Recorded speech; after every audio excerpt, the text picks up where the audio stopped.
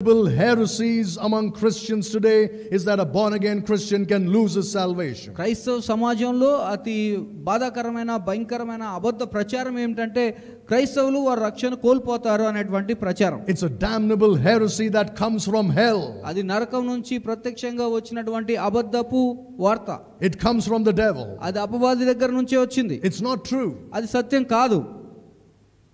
But that doesn't mean we go scot-free if we continue to live a life that is barren. మొండిగా లేకపోతే ఫలం లేనటువంటి జీవితాన్ని జీవిస్తూ ఉంటే గనక అది ఎక్కువ కాలం ఉండదు. ఖచ్చితంగా దేవుడు అటువంటి చెట్టును ఆయన నరికివేస్తాడు అనేది వాస్తవం.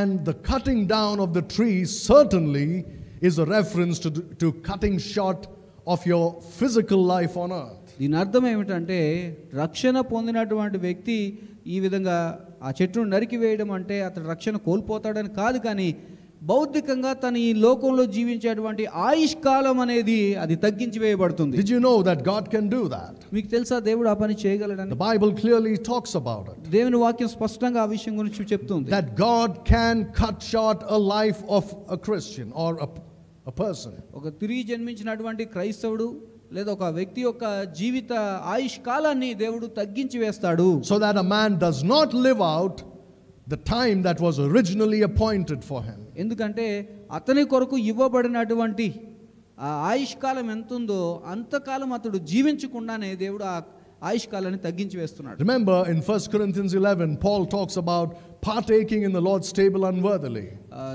ఈ విషయాన్ని జ్ఞాపకం ఉంచుకోండి. కొరింథీయులకు రాసినటువంటి మొదటి పత్రికలో పౌలు గారు ప్రభు బలలో పాలు పంచుకోవడం అనే విషయం గురించి మాట్లాడుతూ he says if you unworthily partake in the Lord's table, మీరు అయోగ్యంగా దీనిలో పాలు పంచుకున్నట్లయితే one of the results is that you're going to sleep, and that's not talking about going to sleep on your bed. అయోగ్యంగా పాలు పంచుకోవడం వల్ల వచ్చేటటువంటి శిక్షల్లో ఒకటేంటంటే మీలో కొందరు నిద్రిస్తున్నారు అన్న మాట చెప్పాడు. నిద్రించడం అంటే వెళ్ళి మన పడక మీద నిద్రపోవడం కాదు, it's to die. అది మరణించడం. So God says to this person, దేవుడు ఈ వ్యక్తితో చెప్తూ ఉన్నాడు, cut the tree down. ఆ చెట్టుని నరికివేయమని. But the dresser of the vineyard says, give it 3 more years, O Lord. అక్కడ ఉన్నటువంటి వ్యవసాయం చేసేటువంటి వ్యక్తి ఆ ద్రాక్ష తోటలో మరొక సంవత్సరం ఉండమని అడుగుతూ ఉన్నాడు. సమయం ఏమని? 1 more year. 1 more year, he says. మరొక సంవత్సరం అవకాశం ఏమని అడుగుతూ ఉన్నాడు. Let it alone this year also. ఈ సంవత్సరం కూడా దీన్ని ఉండనిమ్ము అని అడుగుతున్నాడు. That tells you how concerned God is about you bearing fruit.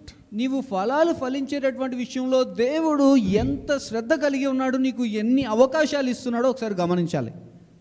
You can really test his patience when it comes to bearing fruit. ఫలాలు ఫలించేటటువంటి విషయానికి వచ్చేసరికి నువ్వు దేవుని యొక్క సహనాన్ని పరీక్షిస్తూ ఉన్నావు.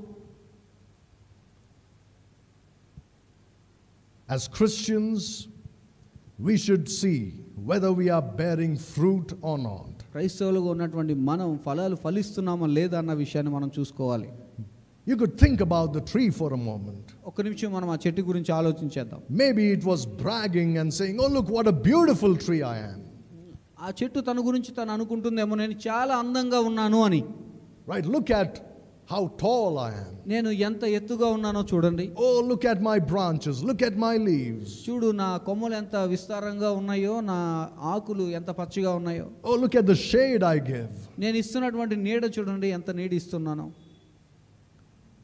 Maybe the branches are saying to the roots, oh it must be so nice for you in the ground to drink all that cool water in the earth. ఆ కొమ్మలు మాట్లాడుతూ ఉంటాయేమో వేర్లతో, మీరు ఆ భూమి లోపల ఉండి ఆ నీటిని అంతటిని కూడా తాగుతూ ఉన్నారు, బాగుంది అని చెప్తూ ఉన్నారేమో.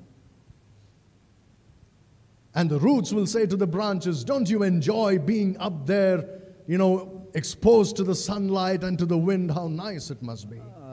వేరులు కూడా కొమ్మలతో మాట్లాడుతూ ఉంటాయి, మీకు మంచిగా ఎండ వస్తూ ఉంది, గాలి కూడా వస్తూ ఉంది అని. They say to the leaves, how nice it is for you to get, you know, to rustle in the wind. గాలి వచ్చినప్పుడు ఈ విధంగా గాలికి ఊగడం అనేది కూడా ఎంత బాగుంది అని. All that is fine. ఇవంతా కూడా మంచిదే.